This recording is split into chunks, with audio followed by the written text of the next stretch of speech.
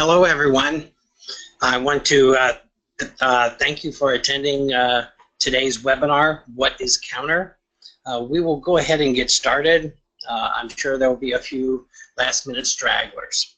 I'm very pleased to announce that Lorraine Estelle, the Director of Counter, will be with us today, as well as the Vice President of Business Development for Accessible Archives Counter vendor, Scholarly IQ, Stuart Maxwell. If you have any questions, we will be having a Q&A at the end of the session, so you can certainly use the chat box. At that time, I will also open up all of the microphones, so you will be able to just kind of shout out your questions. So without further ado, let's go ahead and get started. Lorraine and Stuart, are you with us? Yes, I'm here. It's Lorraine speaking. Okay, great. Good morning, Rob. So Stuart here too. All right, great. All right. Well, just a little bit.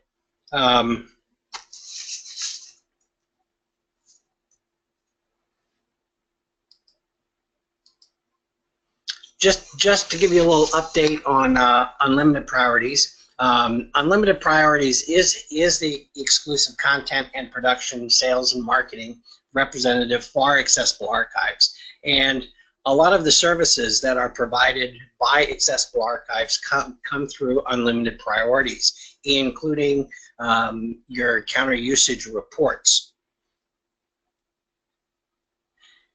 If you have any questions about Accessible Archives, if you would like to know your counter login information, please feel free to contact us at the emails listed here and at the phone numbers.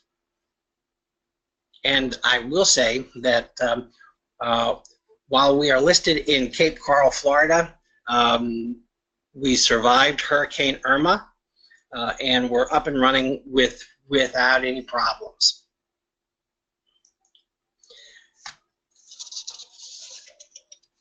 What we'll do is we'll go through the agenda real quick. I will do a quick overview of Accessible Archives, and then we'll launch into the webinar.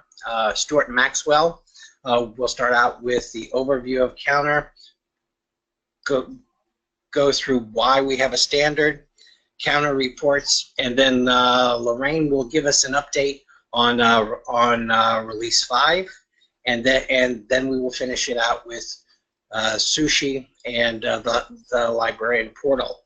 And again, we will certainly have plenty of time at the end of the session for a full Q&A. In addition, you can always send us questions, and we will pass those along and answer them if at all possible, but certainly Lorraine and Stuart will have access to those questions as well.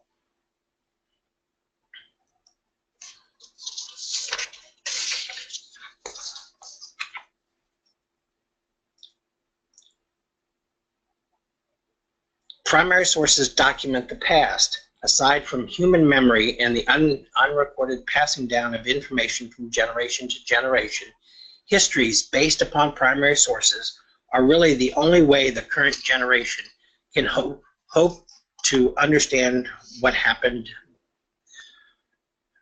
in the past. The diverse primary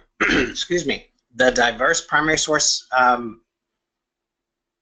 materials contained in Accessible Archives online databases provide broad views across 200 years of American history and the culture of the 18th and 19th centuries. This is done through full-text searches and digital images. Accessible Archives collections permit users to spend more time exploring documents and less time searching for them. Librarians, students, faculty, historians, and researchers can trace the developments of America in the 18th, 19th, and early 20th centuries through Accessible Archives databases. Accessible archives collections create endless possibilities for new and more thorough research. One thing that sets Accessible Archives apart from other publishers is that we not only provide the digital image, but we also provide transcribed text. This is a sampling of some of the collections that we make available.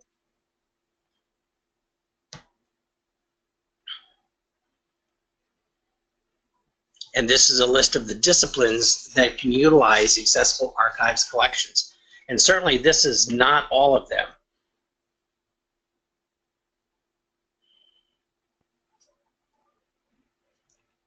And now on with the webinar. Stuart, you are queued up with the keyboard and mouse, so it's all up to you at this point. Okay, great. Thanks very much, Bob. So hi, my name's Stuart Maxwell. Hopefully you can hear me. Bob, let me know if you can, just to make sure I'm not talking to myself here. Sounds good. Okay, good to hear. So as Bob mentioned, I'm from Scholarly IQ. We're an independent provider of usage statistics for Accessible Archives and other publishers such as Oxford University Press, Alexander Street Press, and others. And we provide the data services underlying this that produces the counter reports. And they also provide some other reporting that helps customers like Accessible Archives know more about how their business is functioning on their digital platforms, so they can use the same value to trusted data for their sort of, business decisions as well. But for yourselves as librarians, the focus here is about getting transparent and compliant usage statistics to value usage of your subscriptions to your publishers. So Counter should be progressing through on the next slide. A bit of data. Okay, so Counter is a standard that's supported by publishers as well as librarians to come together as part of the community to have a code of practice about how and what we report. And the idea here is that you've got a common standard that can be applied across anybody who is counter compliant, and therefore we have comparable, consistent over time, and credible usage statistics that can be trusted to make decisions on. And that's fundamentally what it's about there. And so Counter's been going for quite a few years. It's currently on its 4th iteration, and Lorraine Estelle, the project director for Counter, who's joining us as well, will be talking about the upcoming release 5. But what I'm going to do is talk to you a little bit about what the standards are currently, why we have it, and some of the reports that are available to you through Accessible Archives, and how you may look to use those as a librarian, as a subscriber. So first of all, why have a standard? We have standards for pretty much everything. We buy oil or petrol at a petrol station, or gas, should I say, for our American attendees. We buy it by the litre or by the gallon. So measurements are fundamentally there, and having a standard for it allows us to know the same quantity or the same volume, the same measurement is consistent whether I go to one gas station or I go to another. But in the same way, we may have the same tool, but actually these things can be measured and have different criteria to it. So even on the simple tape measure, we've got inches, we've got centimeters. Are we talking imperial or metric units? The standard of what we measure has an impact on the number that we have, and therefore how we calculate value. Okay, so we have to say, with a standard, it's got to be consistent, and it's going to be the same across all the different publishers we work with. The other thing about the internet is that we have lots of other criteria that kind of happen when we request a web page. So here's an example web page from UKSG. If we clicked on just that one web page, there may be multiple files that are all delivered to build that page within our browser. And so this is where you get this issue about hits. And so a hit would be measuring how many hits does a website get. Would be how many of these individual files are delivered over a course of time. Well, clearly, if you build up lots of hits, lots of files within a web page, you're going to get loads of hits just for one request.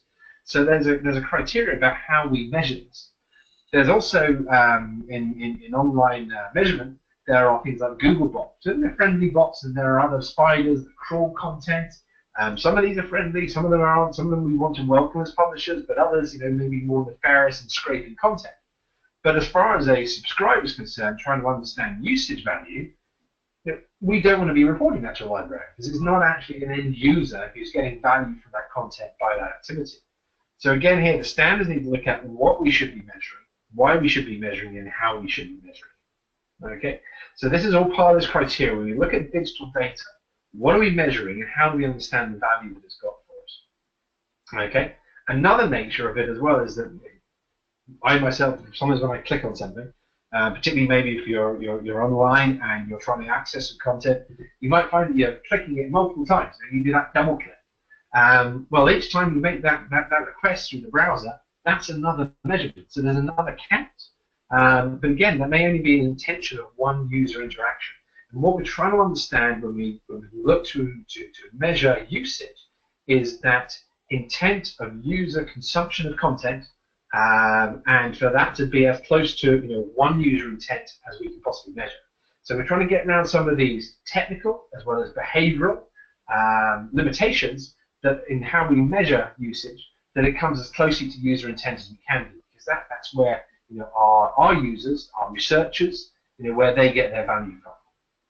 Okay, so as I mentioned, we are looking at things like multiple clicks. So one of the things that Counter does is it says, well, let's have a measurement, let's have a criteria here, so that we strip out some of the unwanted usage. So what we do is, if we're looking at PDF download, we will only measure the last PDF download if more than one is made within the 30-second time frame. So if I say, for example, I make a click now, okay, I've requested a PDF from Accessible Archives, I wait 10 seconds, I request it again. As an identified user, that's been 2 clicks, but I'm only going to measure that interaction once. In fact, if I carried on doing it for a whole hour, clicking it every 10 seconds, only the last one of those clicks is going to come through in the usage report. Again, this is really important. So we're trying to get as much intention for how we are measuring this usage. Okay, as far as the user intention is concerned, we're trying to get that measured. And anybody who's kind of clicking it once every 10 seconds for an hour is probably actually not. We don't want to be measuring all of that. That's not normal user human behavior. Okay, so then when we're generating this data at Scholarly IQ, we're looking to apply these filters, apply these rules, so that we've got this industry compliant standard throughout all of the data that we're reporting. And that gives you trust and confidence that Accessible Archives are meeting an industry-agreed criteria for how they report this. And the other side to it as well is that every single other publisher that you may be dealing with that is counter-compliant, they have had the same rules applied there too. So we've got the same standards, the same weights and measures in place that you can compare like for like, and that's ultimately what we're trying to understand there. But the other part of this as well is how we report it. And as a librarian, you probably have a lot of subscriptions that you're dealing with, and you're looking to understand all of these and make them comparable. And so if you're trying to harvest all of these and measure all of them against each other, that becomes a lot of work.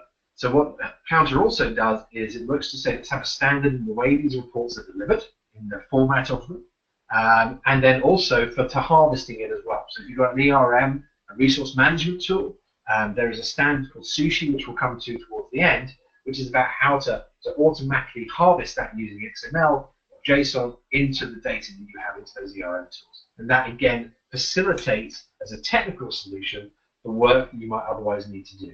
So Counter is about technical, what we measure, how we measure it, and then also how we report it to make that more user-friendly so that you can do those evaluations.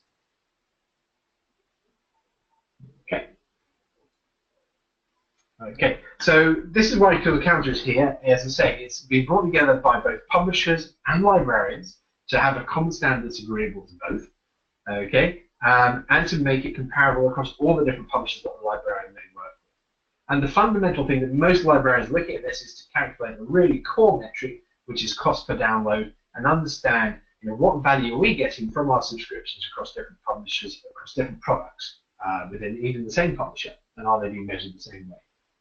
Okay, so this is a scenario that we kind of put up for as a representation. We may have 2 different subscriptions for a journal, 25 and £10,000, respectively for each of them.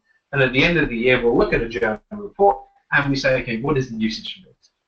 Now, on a very fundamental basis, you may just say, well, Journal X has got 60,000 views, For journal Y, we can see 200 downloads that were from this particular usage over this year. On a cost per download basis, what we do is we take the division of those two. Okay, so we're looking at the cost per download, so divide the number and the value we spent on it by the numbers of downloads, and we get a cost per use. Okay, and this one, in this case, by having a 0.42 pounds per use, we can see that that cost per download was working for them. With the £10,000 and the 200, that won't be delivering quite so much. The other thing, obviously, as well is what is the nature of some of this content. This is a very much a quantitative measure. There are also qualitative measures that you look at against your subscriptions and the value of those as well. How unique it is, how relevant is it, what is driving through from that particular department. All those other questions librarians have there. But as far as the quantitative measurements are concerned, the standards are there so you have that comparable like for like. The other sort of qualitative measurements are more down to your experience and your knowledge about your fields of expertise. But as far as we look at the quantitative measurements, this is where a standard is really important to measure that. Because in a very simple case, if journal Y had on average 5 files delivered for each of those journals, or they multiplied it by 5 because they weren't measuring it to quantitative standard, well then we would have 1,000 downloads to compare for that usage, and that would drastically change that cost per usage, and we wouldn't understand the value in such a transparent way. So I hope that's kind of clear about the scenario why we have it. As Bob mentioned, we have there's a chat box on the right-hand side in the GoToWebinar app we have there. Please do post some questions in there. We can share them with everybody and answer them at the end. But hopefully that gives you an idea about why we have the standard and what librarians are looking to use it for. Okay. So the principles of the counter are to do this consistent, credible, and comparable usage. We want to take out stuff that isn't relevant to us because the bots and spiders are not users that we are paying subscriptions for, so they should be taken out of that. And we are taking out this human behavior type activity, 30 seconds of a PDF and 10 seconds for an HTML. If that's repeated, clicking for the same piece of content by the same user, we want to filter that down, and there's a common standard for that. And we also mentioned about the layout of the reports. I'm going to show you some of those off, and making sure librarians can access these either through online portals or coming through to a Sushi service, which is that automatic harvesting protocol for putting it into an ERM tool.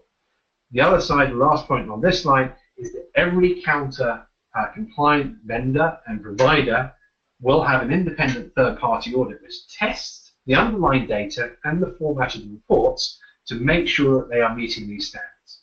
Okay, so it's not just a kind of act of faith code of practice.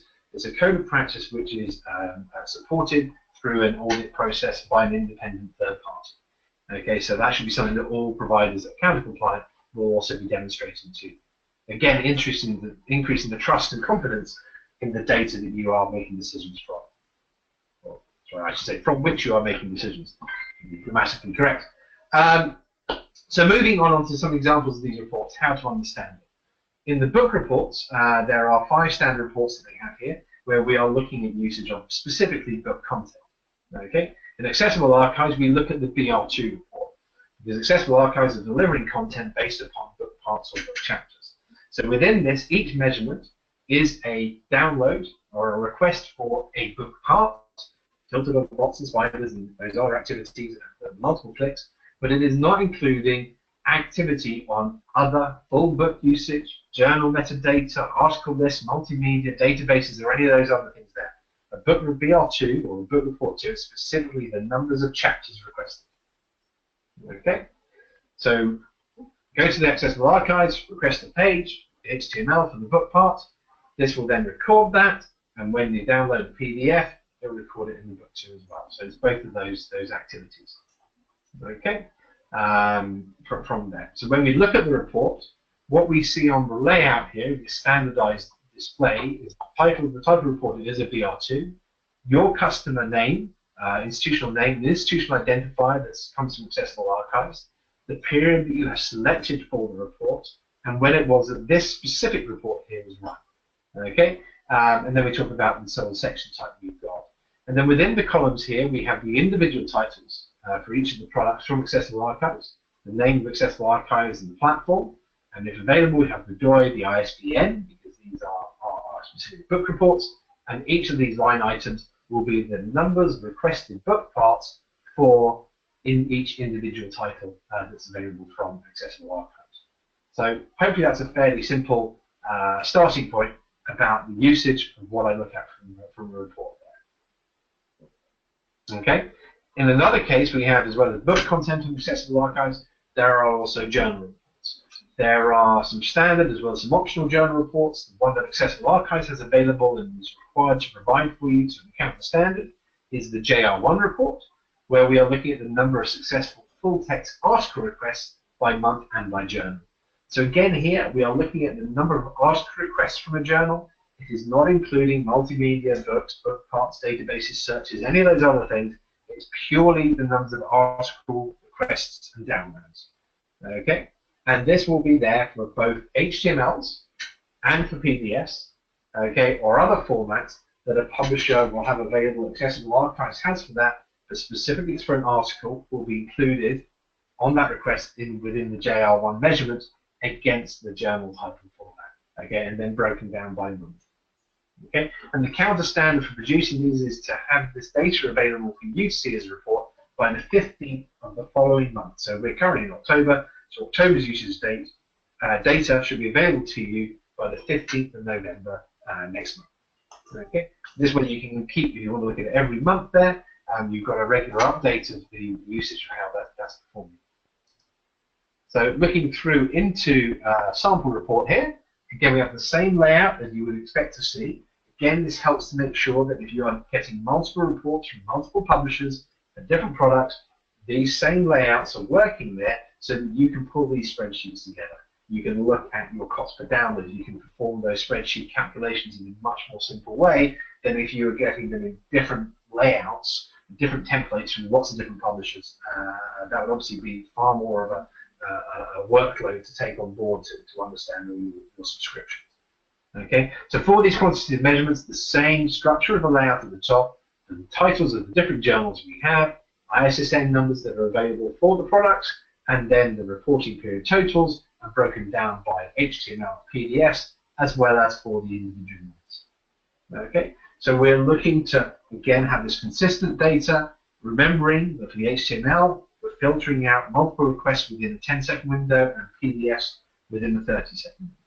Making sure that this doesn't include bots and spiders, that these are all consistent and comparable measurements that are meeting the criteria. Okay. The third area is Accessible Archives works, as well as having content available as book chapters and as articles within the journals, is acting as a database to search and to look for content within that. There are various standard database reports available within Counter as Release 4. As I mentioned, the range is going to be covering a bit more about Release 5 and changes that are coming up to simplify and make this more user-friendly. But from Accessible Archives, there is the DB1, it's the main database report from Counter. And what we're looking at here is a number of metrics. Rather than on the JR1 and the database book report, we had just book parts or article downloads. Here we're looking to understand some user behavior. So we look at different types of searches. Manual searches or automated federated searches, the search results clicks, so actions on that, metadata views of content that's displayed as a result of the search, okay, and then also the databases themselves as well. And I'll show you some of these in just a minute and give some examples. What we're not including here is the numbers of article full text. We're not including book parts or chapters that Accessible Archives have. It's not those measurements. Those measurements are available in the book reports and in the journal reports. Okay, this is about understanding how the search platform is being used by your researchers. Okay, so here's the scenarios we're looking at using Accessible Archives as a research database tool. So go into Accessible Archives, using the platform, enter a search into the search box. That is going to be recorded as a search within the DB1 report. Okay, when I talk about automated or federated searches, this is where we are using a search engine crawling tool, okay, to actually, cycle through that content rather than by human behavior, and that will be broken out within that report activity that you have. Okay, when we then have a results page coming up from the action of that search, okay, we then have a list of items that come out of that result. Okay, when a user clicks on one of those results on the display page from the search, that will be recorded as a result click. Okay, which sounds pretty sensible from where that's concerned. The second part to this, though, is that we also understand about what is happening, not just on the result clicks, but what's happening from that. Okay, so when a user views some of the metadata for the record in that database, okay, we will call that a record view. Okay, so this is whether the user has come from an internal search on your own platform, Accessible Archives, or whether they've been referred through from externally. We're looking at that search link, okay, to show that it is looking at some content on a particular database that has delivered that as a record view. So an engagement with the content itself, not the activity of a click, okay, and it doesn't have to be, it's not a view of the full text. The full text will be viewed in the book report or in the journal report, depending on where it is, but the metadata about it being viewed, okay, by being served up within the page is that record view that we're referring to here. So when I look through into a database report, I've got the same top-level criteria and descriptors for the report that I have, but underneath each of the databases that I have here, I then have 4 different types of user activity available here.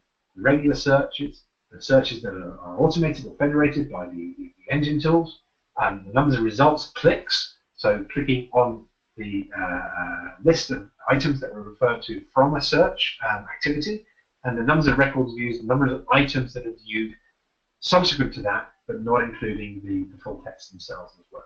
So maybe the abstracts, those kind of pieces of content will be seen through from that. Okay, and then the final report I just want to share with yourselves that Accessible Archives has found very popular for librarians to understand usage from Accessible Archives is the title report. So what we're looking at here is a bit more detail compared to the books or the journal reports, where we're looking at successful item requests. Okay, we're also talking about the page type here. Okay, so this is kind of what we're including within these particular reports.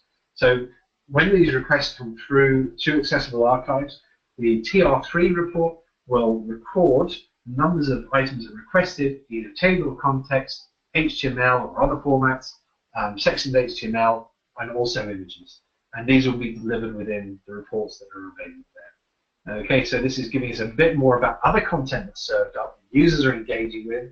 Again, the same criteria apply. We're filtering out bots and spiders, and we're also looking to filter out that double click, when there's multiple clicks, with that 15 or 30-second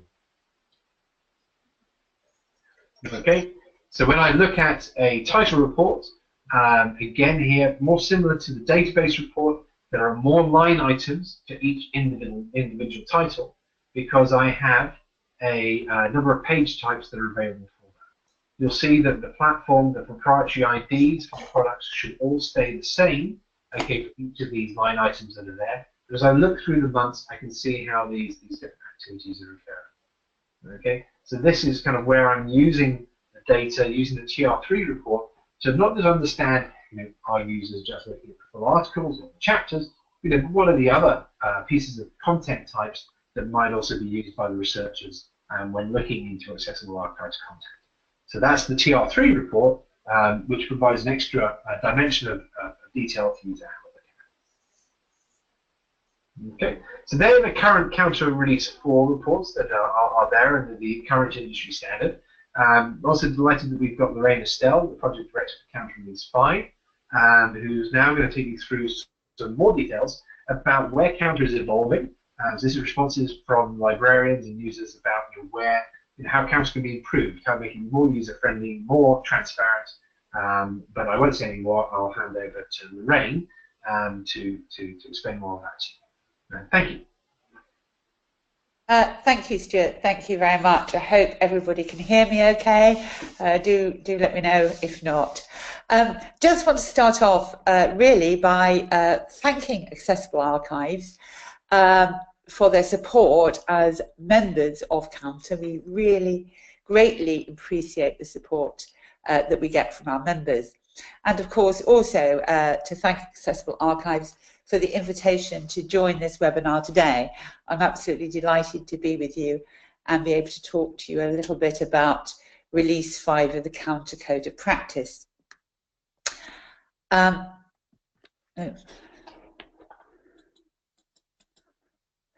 Oops, sorry, I've gone too far. So the first thing you're probably thinking, especially after Stuart's excellent explanation of Release 4, why a new release? Why are you doing something completely different? Well, I think that a lot of the feedback that we've had from librarians and from publishers and vendors is that Release 4 was quite complex. So we really wanted to reduce the complexity. But also we wanted to address the changing needs as new technologies, new business models develop in our space. Since Release 4 came out, there have been a lot of changes and developments on publisher and vendor platforms, and a lot of these very much do improve the user experience, but they mean that that over time things can become more inconsistent, and of course there is no point in having counter reports unless they are consistent across the different publishers. So there were certainly changes to be made to ensure that consistency remains as the technology changes. And also, it is fair to say, there were some areas of ambiguity in Release 4, and we wanted to really make sure that we got rid of those ambiguities and that Release 5 is absolutely clear as possible. Now, what hasn't changed, I will say, is all those things that Stuart was talking about: the removal of the double clicks, the removal of the robots and so on. Those things haven't changed. That remains central to Counter. But I'll tell you a bit more about that in a moment. So who has designed it? Who created Release 5? Well, Counter has always been a collaboration across our space with publishers, vendors and librarians coming together and working together. That is how Counter was founded, and that is how it continues. And we have a fantastic technical subgroup who have met by webinar, by conference call. They really met every week for almost 18 months. And on that group, there were publishers, primary publishers, vendors, and librarians. And I must say, bless them, they leave no stone unturned. They argued every point as thoroughly as you can imagine. But I think that's really good, because what we need is something that works for everybody. We have now published the new Code of Practice for Release 5. It's on the Counter website, and it becomes effective in January 2019. So that really means that publishers and vendors have 18 months in which to implement the new release. So what's different about Release 5? Well, as I say, the actual processing of the data, those rules are as before, but the presentation, the metrics and so on have changed quite a lot. And at the heart of Release 5 are 4 master reports: platform master reports, database master reports, title master reports, and item master reports. As Stuart mentioned, in Release 4 we have optional reports and mandatory reports. That idea goes away with Release 5, and the reports providing, of course, the publisher provides the right type of content. These master reports are all mandatory, and the reports really contain all the information. These master reports contain all the information you would want, and the idea is that librarians can drill down in that data to find the information they're looking for. So this mock-up here is of an interface which it would be quite straightforward to build on top of the master reports. And you can see that as a librarian you could insert your dates, as you can now, the metric type, what is it that you're looking for, the data type, the access type, is it open access, is it behind controlled access method, and very important, year of publication, the YOP. And that is a really useful attribute that we have introduced so that you, for example, in large journal packages where you also have the license to the archive under a separate license, you could filter out that, so you're just looking at current content. It gives a great deal of flexibility. But I'm pleased to say that we will also continue to require what we're calling standard reports derived from those master reports. And those standard reports will be much more familiar to everybody. They will look very much like the BR2, the JR1, the DB1 that you are used to seeing, and they will give you that type of overview. But you will know that the detail, the much richer detail, is there in the master report and can be used as required. This tells you a little bit about the metric types. I can't quite remember the exact figure now. I think we've got something like 25 metric types in release 4, and a lot of those are very format specific. In release 5, we have significantly reduced the amount of metric types. And we have also introduced this new concept of investigations versus requests. And this really helps to get that consistency across those different types of platforms. And the idea of investigations and requests is very much about capturing user behavior. What did the user do? What did the user actually want? So as you can see, all these things here, it's a little bit fuzzy on the screen, but I'll show you where you can get a clearer version in a moment, are investigations. The user looked at an abstract. The user looked for a link to ill or whatever. Any sort of action where a user has shown interest in a piece of content, whether it's a journal article, book, chapter, whether it's a piece of multimedia, all those metrics capture that interest. Requests are about the user deciding, having investigated, that they are, if you like, even more interested, and they want to look at the full text, or in the case of multimedia, the video or whatever it is. So it gets away from some of those older metrics we had, which weren't always very useful around that.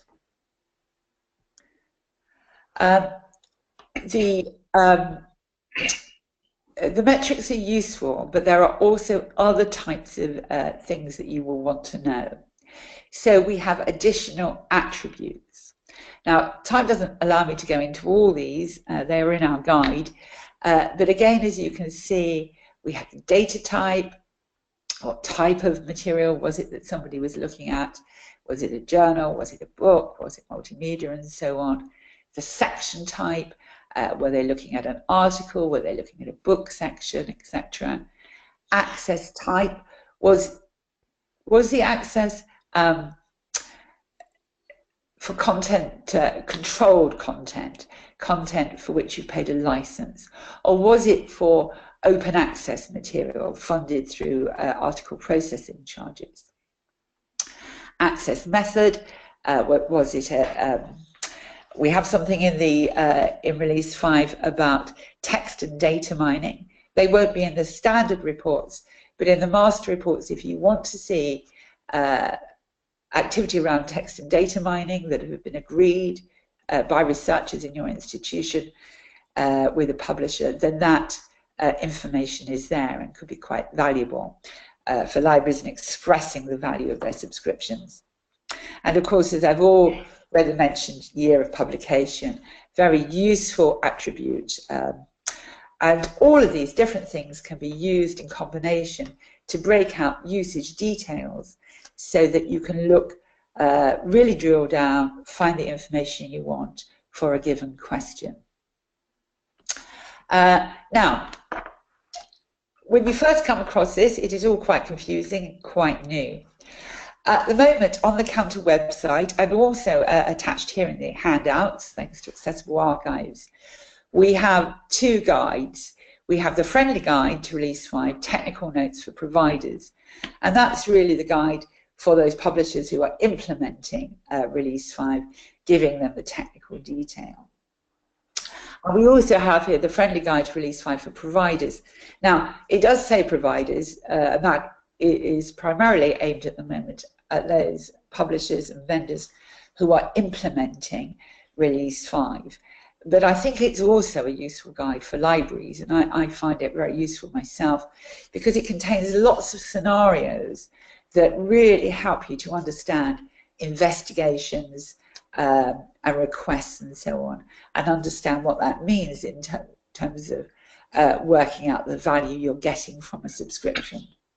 So I would say that librarians will find that helpful now, but we also have library guides under construction, and they are being written by Tasha Mones-Cohen, who wrote these, and she's busy working on those library guides. So I hope we will have them for you very early in the new year. We've also established 2 email forums. Of course, we get many questions already about Release 4, and we've realised that, of course, answering people on an individual one-to-one basis, although that's helpful, isn't probably very efficient. So the email forums are really designed so that people can post questions to the forums, we can answer them, everybody gets the same information in a consistent way.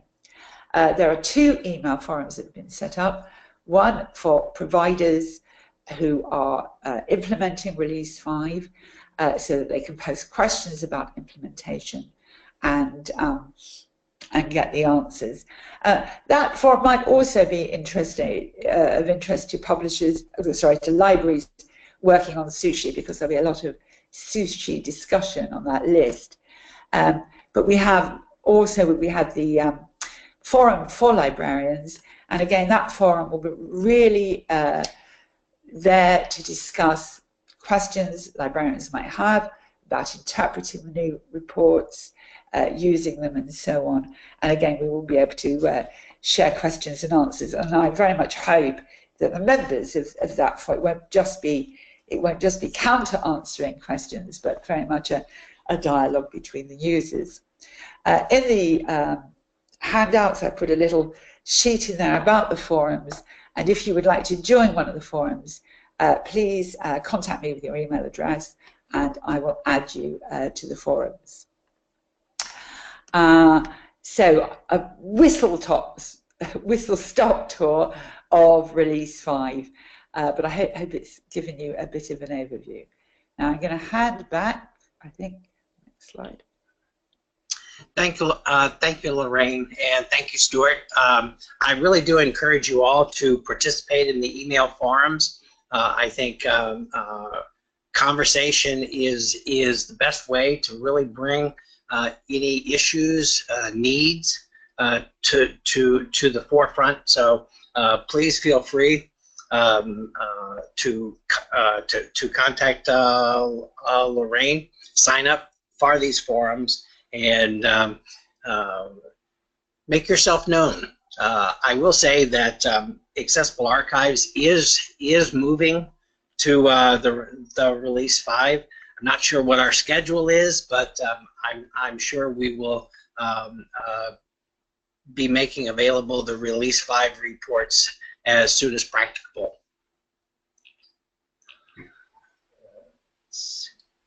Yep. Okay, thanks, Bob. Stuart, Sushi. Yeah, thanks, Bob. So yes, the plan is in action for migrating accessible archives through to Counter Release 5. I hope that everybody's got a bit of a flavour that these counter standards don't just come out of an ivory tower somewhere. There's a lot of work by both librarians and publishers and consortia and others to come to a common consensus. And these standards are representing the interests of everybody involved in the industry, and that they can be trusted and compliant to all parties concerned. The Counter Release 5 is very exciting. We're looking forward to that simplification. There are more moving parts here. There are challenges with it. Whereas previously these reports are aggregated into singular, nice canned reports, the journals and the book reports. We're moving to a data schema that actually includes all the data in one place. So the other side from this is how do you as a librarian get hold of this data? It's there for you to make trusted actions upon, make those decisions upon evidence that is comparable across publishers. But how do you get hold of it? So I'm just going to take you through a little bit about where we are with Counter Release 4, what the standards require so that you can access this and start working with this data, now that you understand a bit of what happens underneath the hood. So the first piece I want to cover over is Sushi, which is a protocol based upon XML, but there's also a JSON Sushi-like version being developed. And this comes from NISO, the National Information Standards Organization, in cooperation with Counter, as an industry body, again represented by volunteer participating members, to give the industry's view on how we do this.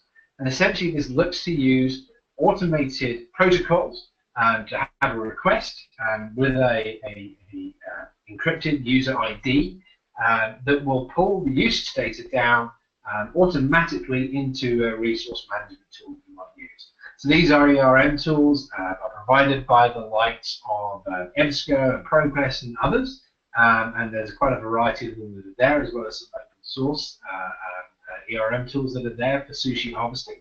But essentially what it means is you don't need to go to somewhere to pull down the report manually. They'll put all that data in there within these formats, within these templates that are agreed by Counter, so that you don't need to pull them down one by one. And essentially the idea here is that it makes this harvesting of the data a lot easier. So this will put it directly into that. Again, the formats for the Counter reports enable this to work efficiently. But as a Scholarly IQ and for accessible archives, we make sure that we keep up to date with the Sushi protocols so that they are fully interoperable and so that they will work with the ARM tools that you might be selecting. So it's a nice simple process if you're using those. Have a look at Sushi and start to use that as a way to get these reports more regularly and have available within your own data reporting. Okay. If you don't have Sushi availability or ERM tools, Counter also requires that publishers make this self-service. So any librarian can go in with a username and password, and they can access their own use statistics. And Accessible Archives have a portal which is supported by Scholarly IQ, where you can go in with your own username and password. We update usernames and passwords on an overnight basis. Request a new one today. It'll be there available for your reporting tomorrow. But when you log in, it'll take it to your usage reports. You should see your institutional name at the top. And then from there, you can select the reports that you wish. So whether they're Counter reports, BR2, TR3, whatever you're looking for. Look for the date range you're interested in. If you're looking over a whole calendar year, obviously you might change that depending on your own financial years, etc., terms, semesters, etc. But essentially you can then pull out and generate those reports. They will display them directly within the portal with the report name there. You can list out the number of entries you want. Within this framework as well, you can sort by the different columns that are available to you to make navigation a bit easier. And you can also search for a specific title within the search box there also, just to make the on-site portal reports a bit easier to use. As well as this, you can ultimately download them into a variety of different formats: Excel, XML, CSV, PDF. So have it to your local machine to manipulate and work with that data. And if you need more understanding and reference for seeing what these different BR2 reports and database searches, results clicks.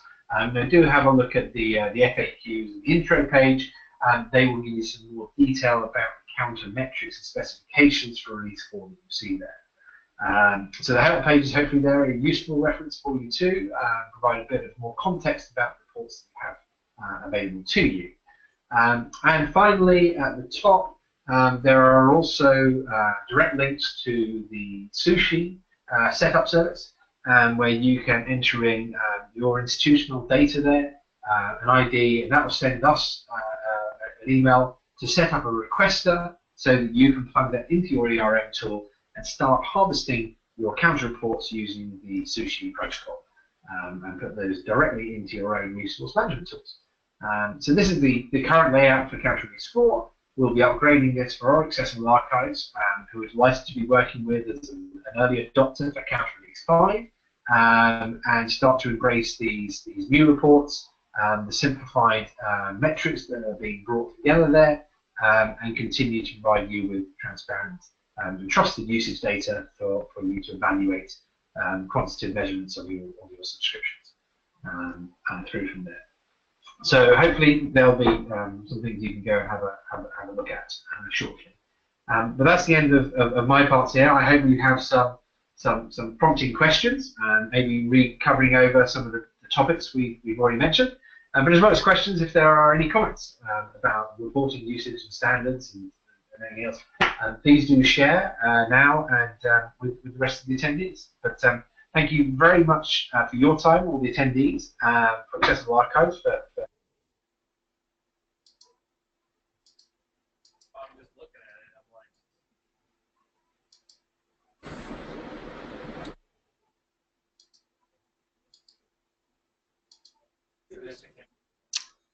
Okay, folks, if you would be interested, you can send questions via the chat box, and/or if I can, I'm opening up all of the microphones, so feel free to ask questions.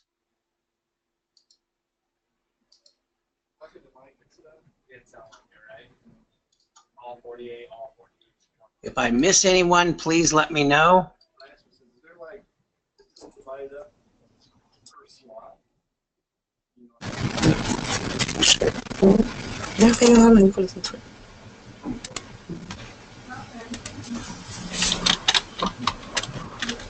I've got just about everybody open.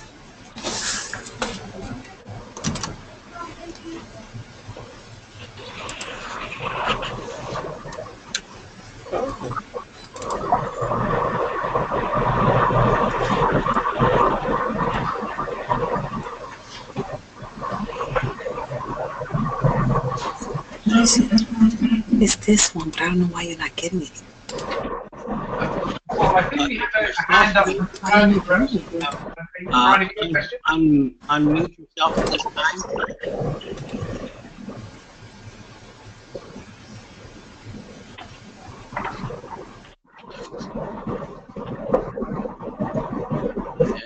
As you see here, we have questions.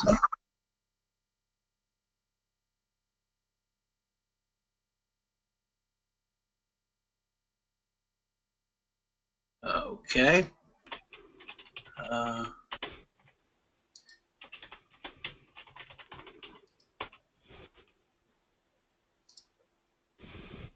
Feel free. All right. Well, certainly feel free to send us any questions that you may have. I know we went a little over on our time. I do thank you all. You can contact us at Unlimited Priorities if you have any questions about your institution's counter access, accessible archives, and we do have the forums available in the handouts. I'd like to talk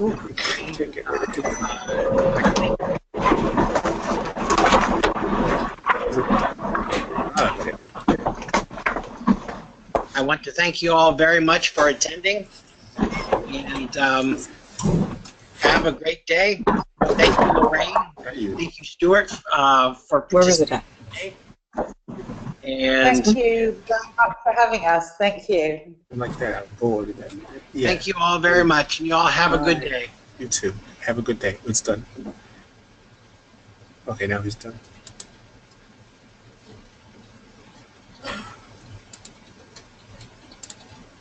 Oh.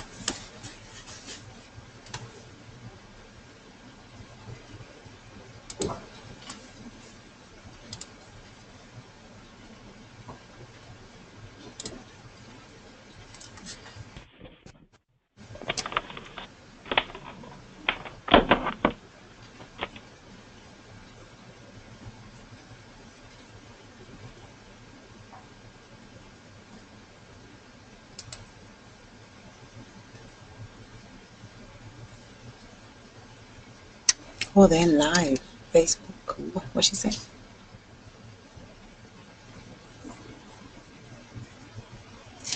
Oh, I know who that is. Okay. Okay, let's see it then. Brian, if you have a question, please feel free to send it talking. and we will certainly respond. Cool. I just had a question about the Sure. decision counter release 5 to no longer require information providers to include titles with zero usage. Lorraine, are you still on? Oh. All right. I will take your question. I will forward it to Lorraine, and Okay. She will get back with you shortly. Okay. By email? I've got it in my my box here, Okay. and so she should be back with you shortly. Okay. All righty. Thank you. Thank you very much, and you all have a good day. Okay. Bye-bye.